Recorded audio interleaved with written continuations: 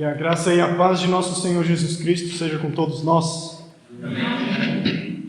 Meus amados irmãos, uma estatística muito interessante pode ser considerada acerca do Brasil, que é o crescimento da igreja evangélica. Antigamente, a igreja evangélica no Brasil era uma pequena minoria, quase insignificante, de pouca influência, mas a cada ano vem crescendo em tamanho, vem crescendo em alcance, vem crescendo em número e em influência. De tal maneira que, hoje em dia, se eu não me engano, 1/4 da população brasileira se diz ser cristão evangélico. E a previsão é de que em poucas décadas passe a ser a maioria do Brasil.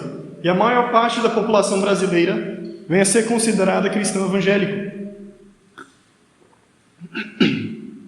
Mas, meus irmãos, eu lhes faço uma pergunta.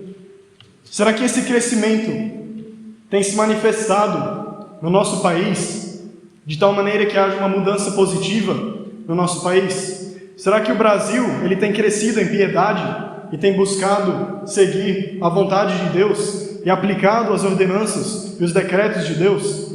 Será que o aumento em feminicídios através desse país nos últimos anos não denunciam uma falsa religião que não segue os padrões de Deus e os seus decretos da maneira que deveria? O cristianismo brasileiro, assim como muito cristianismo através da história da igreja, ele sofre de um terrível dualismo, de tal maneira que essas pessoas se dizem ser crentes, vão para a igreja no domingo, mas na sua vida eles não seguem os mandamentos de Deus, não seguem os seus decretos, não buscam a vontade de Deus e nem cumprir os seus decretos e os seus mandamentos. Tendo essa introdução em mente, eu lhes chamo para o texto de nossa meditação nesse culto.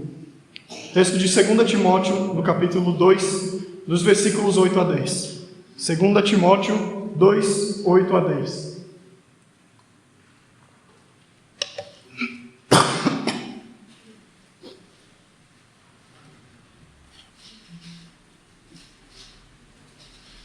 Vamos fazer essa leitura juntos? 2 Timóteo 2, 8 a 10.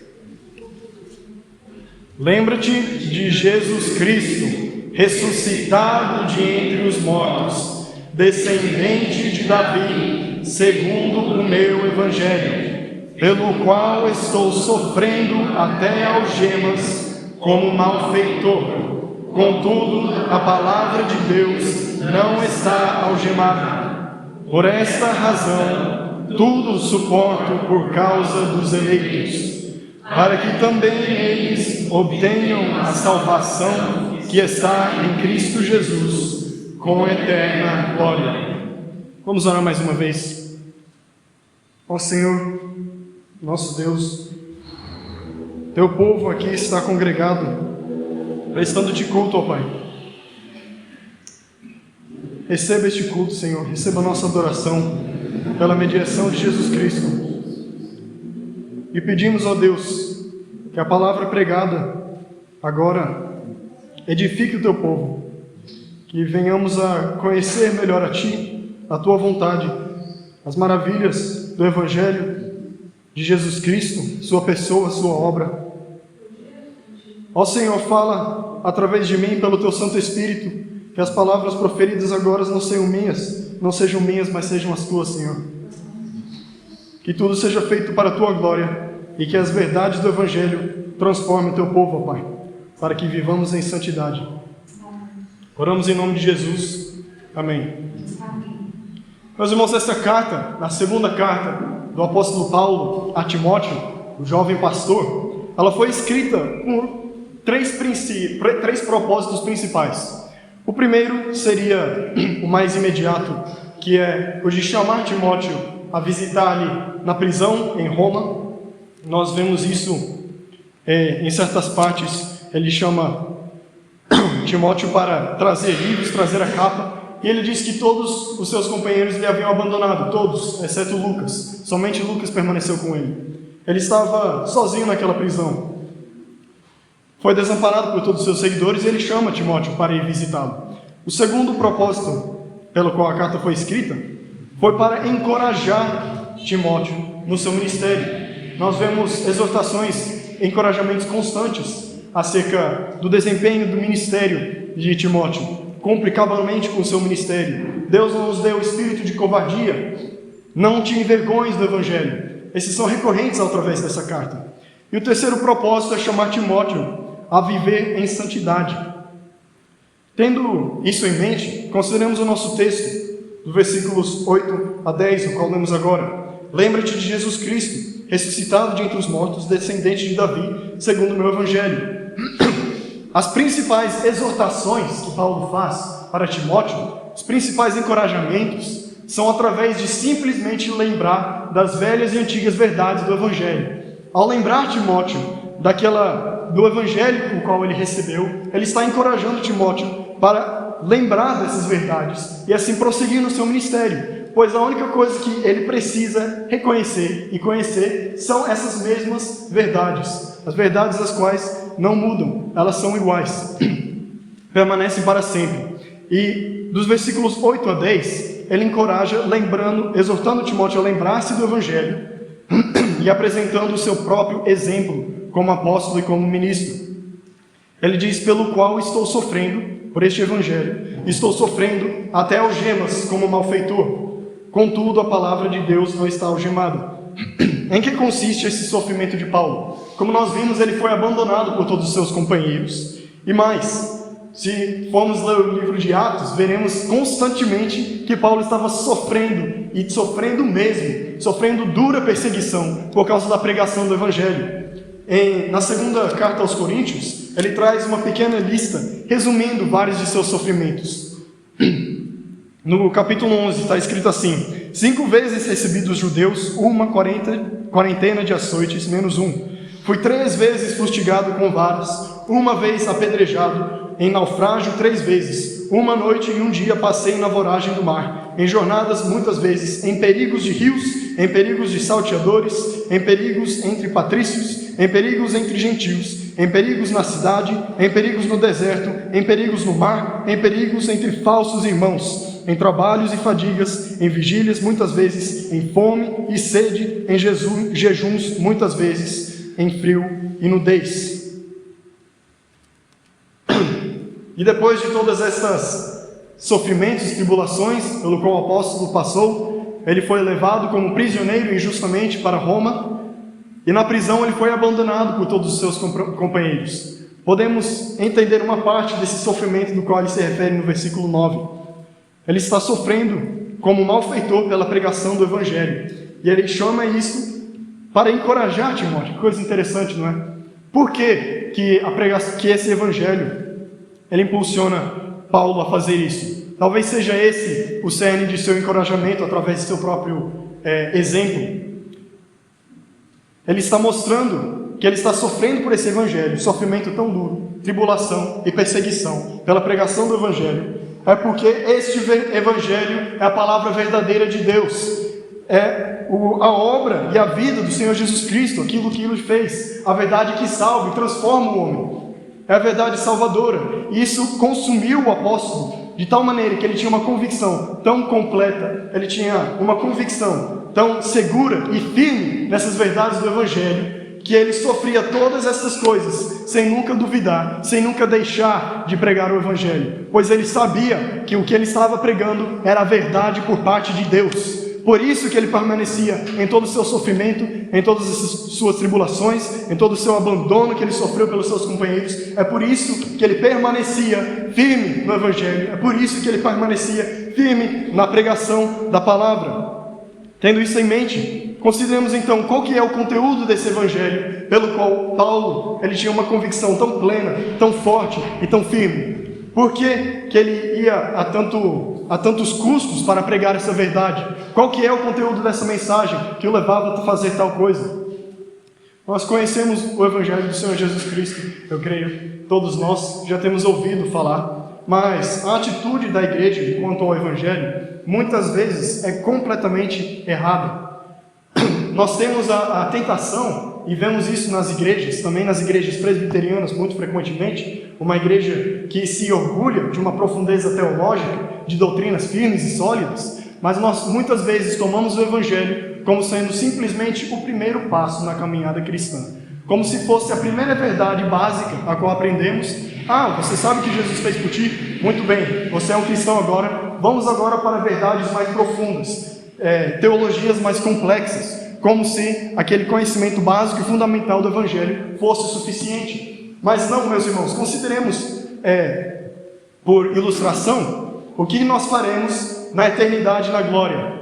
Será que nós estaremos estudando escatologia? Eu tenho plena certeza de que no dia em que o Senhor voltar, nós não teremos nenhuma dúvida escatológica e saberemos exatamente tudo sobre escatologia, sobre os fins dos tempos. Mas nós passaremos uma eternidade contemplando, conhecendo mais, nos aprofundando no maravilhamento e no conhecimento das verdades do Evangelho, daquilo que Cristo fez por nós. E o que é que Cristo fez por nós? Consideremos primeiro a nossa condição antes de sermos alcançados por Cristo.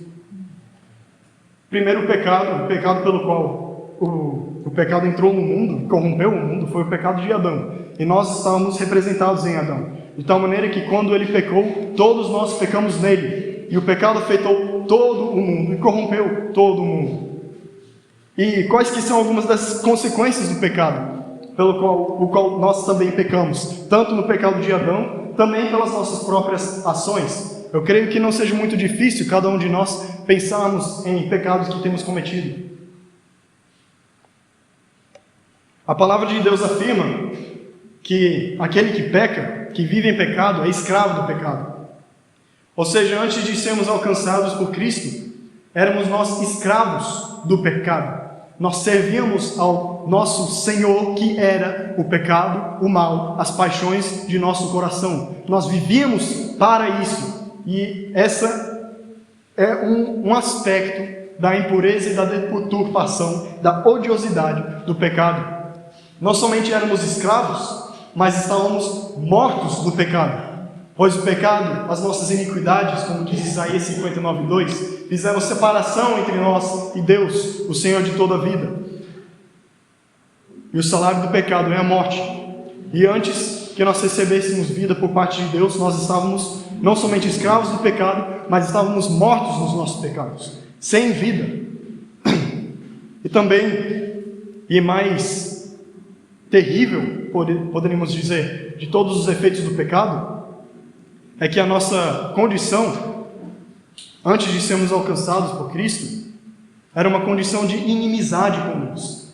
Nós éramos inimigos de Deus. Nós odiávamos a Deus e não queríamos saber nada a ver com Deus. De tal maneira que mesmo se a salvação fosse estendida para nós de maneira alguma a tomaríamos por vontade e volição própria, pois nós amávamos o nosso Senhor, que era o pecado, e aborrecíamos a Deus, o odiávamos.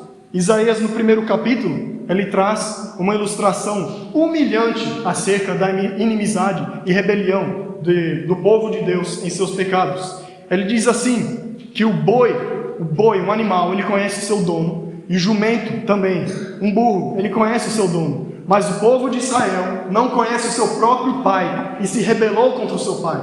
Ou seja, ele estava basicamente dizendo que o pecador, ele é pior do que um animal, é pior do que um boi, pior do que um jumento. Por quê? Pois ele se rebelou contra o Deus Santíssimo. Ele se rebelou contra Deus, se rebelou contra os seus mandamentos, os seus decretos e a sua vontade revelada. E essa era a nossa condição antes de recebermos o Evangelho. Nós andávamos outrora mortos nos nossos pecados, nos nossos delitos e pecados, escravos do pecado e em inimizade declarada com Deus, em guerra com Deus. Essa era a nossa condição. Tendo isso em mente, podemos compreender um pouco mais da glória e das ricas bênçãos do Evangelho, daquilo que nós recebemos por parte de Cristo. Pois Cristo, o Filho de Deus, o eterno Filho de Deus, que existia desde sempre, antes da fundação do mundo, ele se encarnou, se fez homem, e ele cumpriu a lei perfeitamente. Ele não viveu em seus pecados, ele não estava morto espiritualmente, não estava escravizado, nem inimigo de Deus. Longe disso, ele cumpriu perfeitamente a vontade de Deus, esteve sempre em plena comunhão com Deus. Ele cumpriu a lei perfeitamente. Se houve uma única pessoa que não merecia a condenação por parte de Deus, era o Senhor Jesus Cristo, somente Ele. E o que ele fez? Ele tomou sobre si a culpa do nosso pecado, e Ele sofreu a condenação por parte de Deus. Os nossos pecados, os pecados de todos os eleitos, toda essa multidão de pecado, pois nós sabemos que nós pecamos e não é pouco, foi condenado no Senhor Jesus Cristo. Ele foi feito maldição por parte de Deus, de tal maneira que era este o conteúdo da angústia do Senhor Jesus Cristo quando estava no Getsemane, suando gotas de sangue, pois Ele conhecia o que haveria de vir. Não era mero sofrimento físico, não era somente uma morte de cruz, pois nós sabemos que os mártires cristãos, muitas vezes eles sofreram condenações semelhantes, se não piores, mais sofrimento físico do que o nosso Senhor. E eles o fizeram em alegria e em júbilo, cantando salmos e hinos para o Senhor. Não, meus irmãos, o nosso Senhor Jesus Cristo viu toda a ira de Deus derramada sobre Ele, em condenação, justa condenação do pecado que Ele nunca cometeu, mas do pecado que era nosso, que Ele tomou sobre si.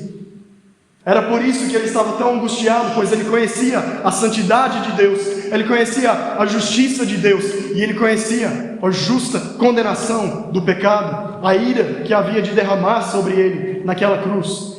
Foi isso que Cristo sofreu por nós, fazendo propiciação, ou seja, aplacando a ira de Deus, vindicando a sua justiça, para que nós pudéssemos ser considerados justos. E assim como o nosso mal foi imputado ao santo e perfeito Filho de Deus, a sua justiça e retidão pelo seu perfeito cumprimento da lei, pois não houve um único instante em toda a sua vida em que Ele não amou a Deus com todo o seu coração, com toda a sua força e todo o seu entendimento. Não houve um único instante em toda a sua vida em que Ele não amou o próximo como a si mesmo. E essa retidão e justiça do próprio Filho de Deus foi imputada para nós, de tal maneira que quando Deus olha para nós, Ele não vê os nossos pecados, pois eles foram condenados na cruz. Ele vê a justiça de seu próprio Filho, do Filho de Deus, o qual nunca, jamais transgrediu nenhum único mandamento, em um único momento de sua vida.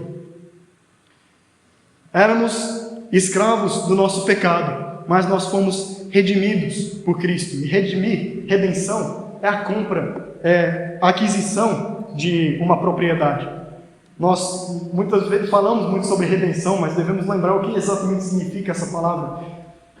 Nós fomos redimidos porque éramos escravos do pecado, mas agora somos escravos de Cristo, propriedade exclusiva do Senhor, comprados por alto preço, que foi o sangue do Filho de Deus derramado naquela cruz. Estávamos mortos em nossos delitos e pecados, mas Cristo nos deu vida, pois nós morremos em Cristo para com os nossos pecados, e em Cristo também ressuscitamos para as boas obras, para cumprir fielmente a palavra de Deus. Ele nos deu vida, e éramos inimigos de Deus, mas Cristo fez reconciliação entre nós e Deus como perfeito mediador, e agora nós temos plena e perfeita comunhão com o Pai através do Filho. Esta é uma pequena expressão da obra gloriosa e magnífica de Jesus Cristo, de seu Evangelho. E, meus queridos, eu peço perdão a vocês, pois eu sei que eu não expressei de maneira digna o suficiente a grandeza do Evangelho. Mas eu confio que o Espírito Santo de Deus é capaz de operar através dessas simples e humildes palavras, para que nós possamos compreender, se não um pouco, da obra de Cristo em nossas vidas.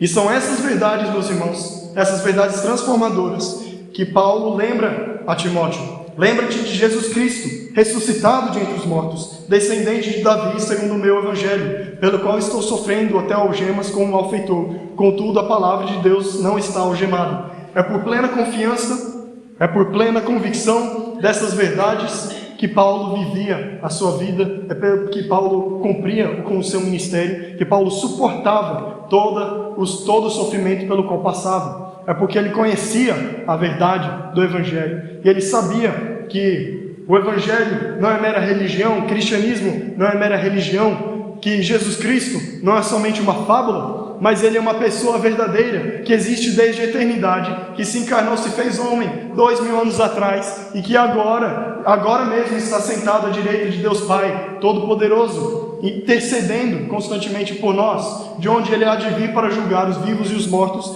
e o seu reino não terá fim.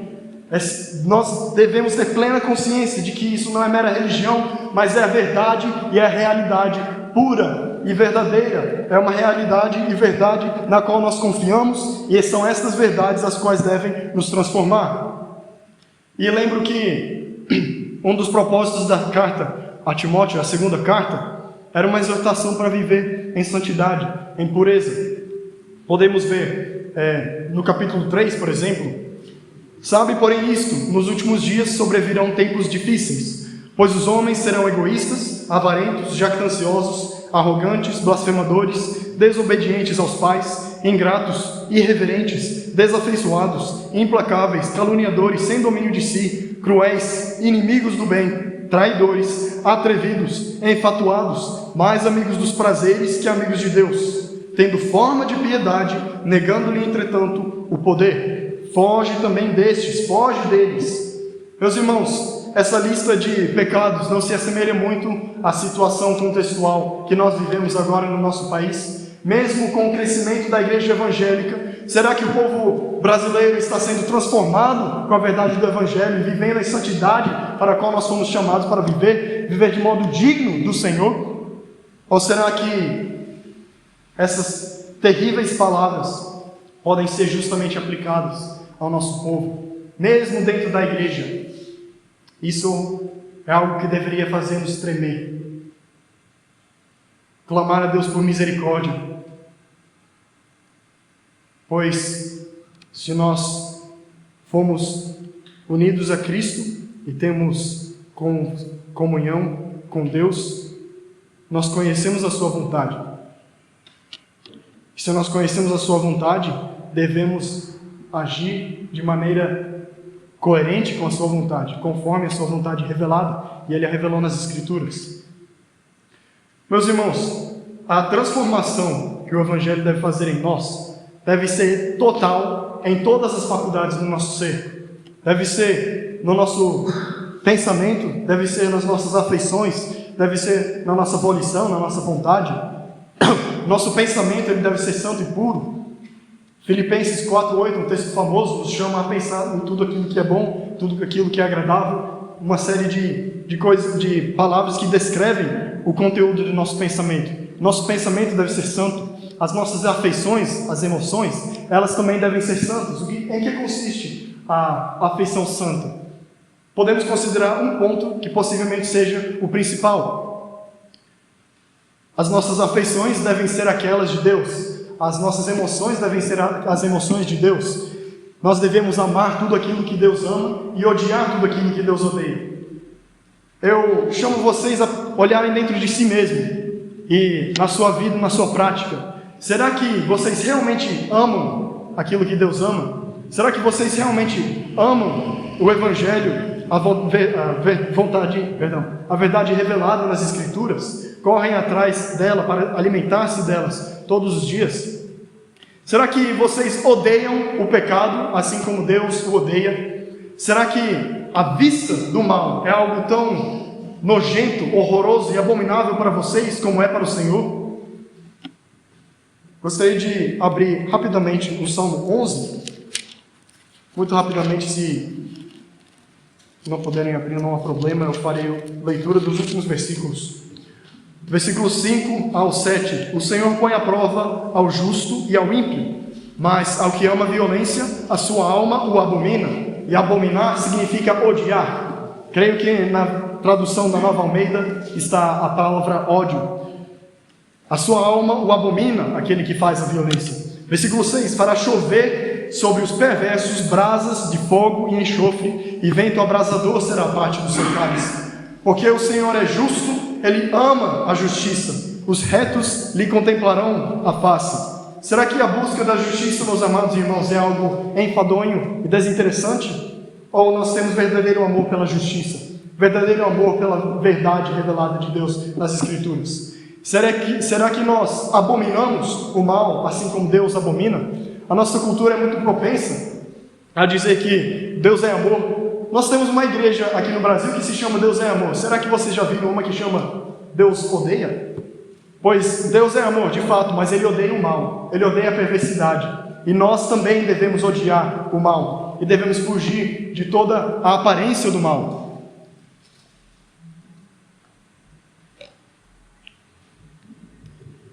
E assim, todas as faculdades do homem, elas devem ser transformadas pelas verdades transformadoras, que é o Evangelho do Senhor Jesus Cristo. E muito mais, de maneira muito mais prática, todas as esferas da nossa vida, o nosso trabalho, o nosso lazer, assim como a nossa vida religiosa, devem estar todas em submissão ao senhorio de Jesus Cristo. Mas em que significa isso? Submeter o nosso trabalho, viver de maneira digna em todo o tempo de nossa vida, nunca fazendo essa separação dualista que há em nossa cultura, em que existe a nossa religião por um lado e existe a nossa vida secular por outro, como se fossem coisas distintas. Meus irmãos, a vida ordinária, vivida ordinariamente, ela é culto, ela sempre será culto. Agora, muitas pessoas, eles servem a Deus no dia do domingo, eles prestam culto de manhã, possivelmente de manhã e à noite, para ver o quão religioso é essa pessoa, mas ele não serve a Deus no seu trabalho, não serve a Deus no seu lazer, não serve a Deus na sua família, não serve a Deus na sua educação, nos seus estudos acadêmicos, na criação de seus filhos, e nós sempre servimos a algum Senhor. Essas pessoas que não vivem a sua vida em conformidade com a vontade revelada de Deus, elas também estão sempre servindo a algum Senhor. Se não servem ao Senhor Deus nas suas vidas, no seu cotidiano, no seu trabalho, no seu viver, então, meus irmãos, eu posso lhes assegurar que eles estão servindo a outro Senhor. E esse outro Senhor é o diabo, esse outro Senhor é o pecado, esse outro Senhor são as vis paixões infames de nós mesmos, assim como nós o fazíamos antes de sermos alcançados pela verdade do Evangelho, antes de sermos alcançados por Cristo.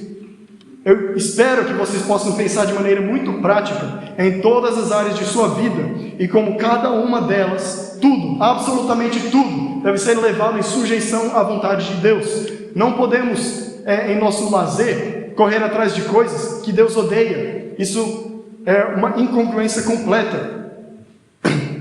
Lembro novamente que o crente que vive de uma maneira dualista, o crente que vive de uma maneira incoerente com a sua própria fé, ele serve a dois senhores. Em certos momentos ele serve ao Senhor Deus, em outros ele serve ao diabo. Que coisa tão contraditória, tão abominável, é uma verdadeira aberração. E nós devemos odiar tal prática.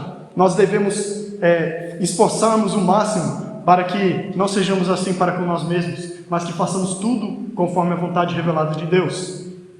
Então, pode se perguntar, temos considerado sobre levar todas essas esferas da nossa vida em sujeição a Cristo, mas como é que fazemos isso de maneira prática? Como é que realmente vivemos essas ordens tão duras e difíceis para nós?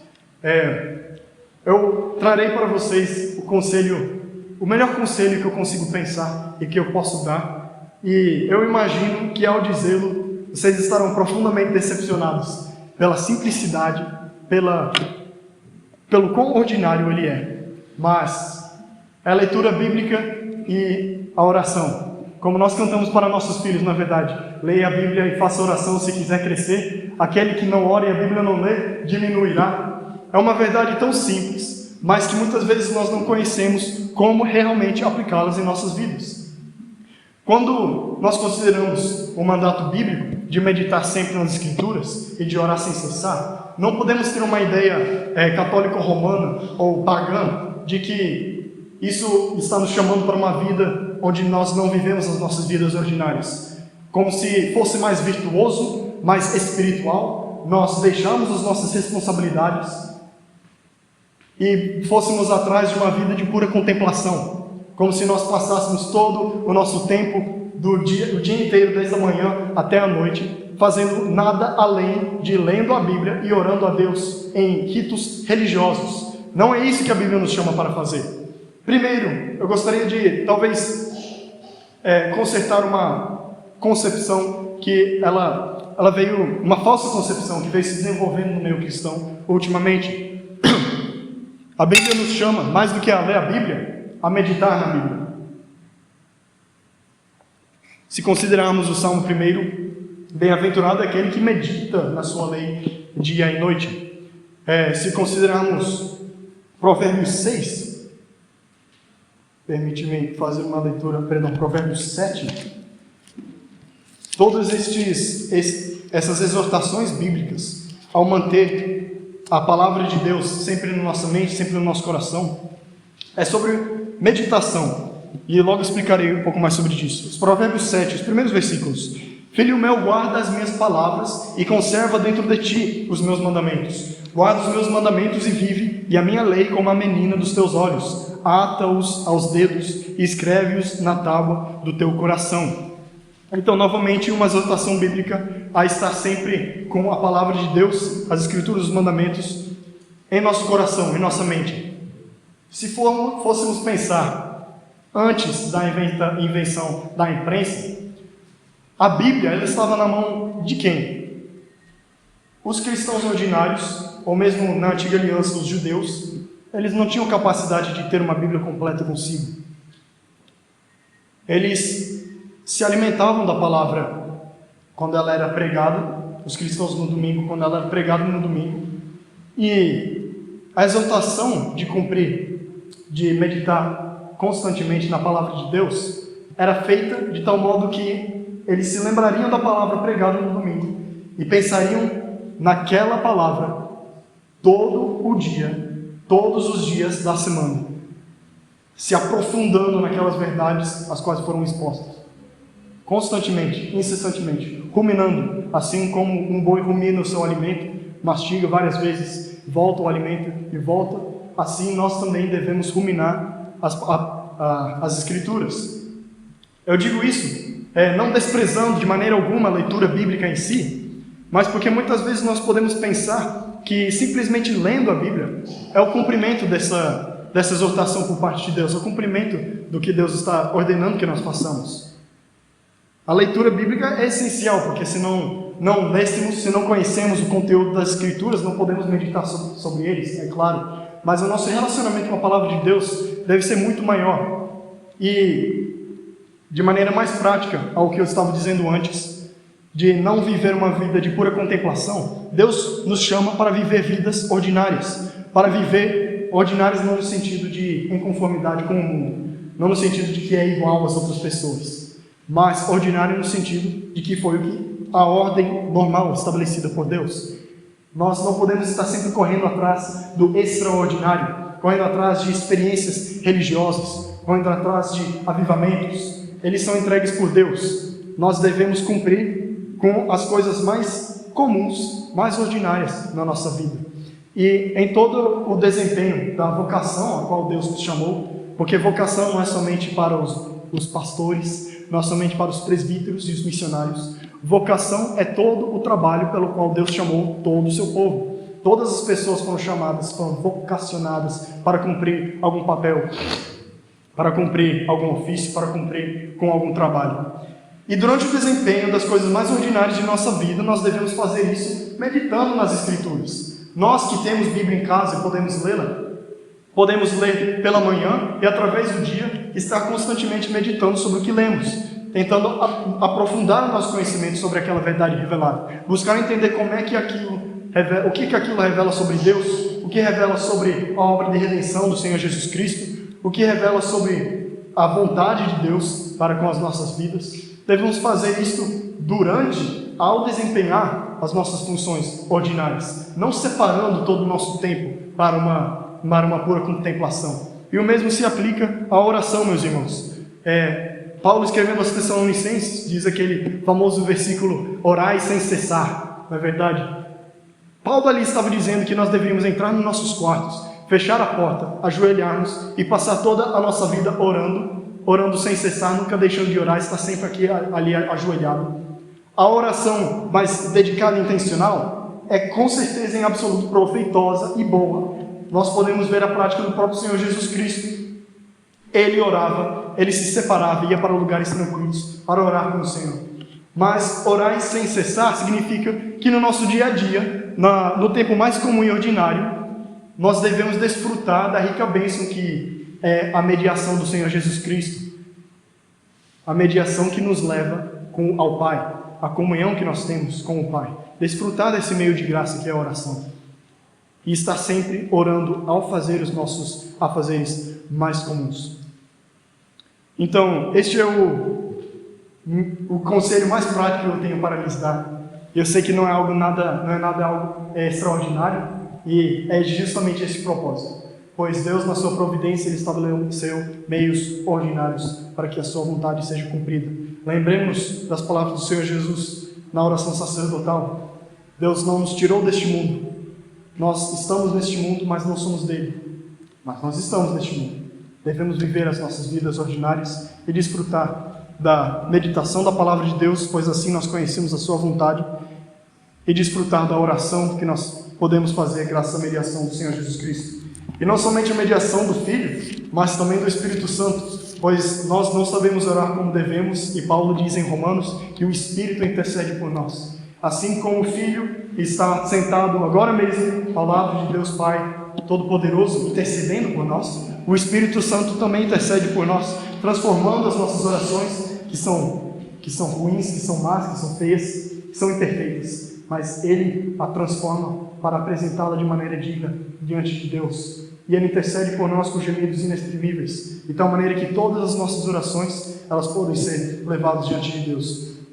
Então, meus irmãos, através desses meios, nós podemos viver, aplicar aquilo que Paulo exorta a Timóteo, lembrando-nos de Jesus Cristo ressuscitado de entre os mortos, descendente de Davi, segundo o Evangelho.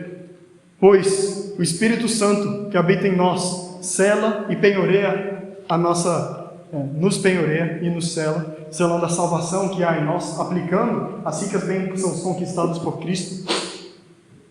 E Ele nos enxertou ao corpo de Cristo, de tal maneira que nós estamos unidos a Cristo e podemos viver agora de maneira digna diante do Senhor. Eu exorto novamente a considerarem a incongruência, a inconsistência, a deturpação horrível que é uma vida dualista, em que nós temos a nossa religião cristã e no resto da nossa vida o cristianismo não tem nada a ver com aquilo.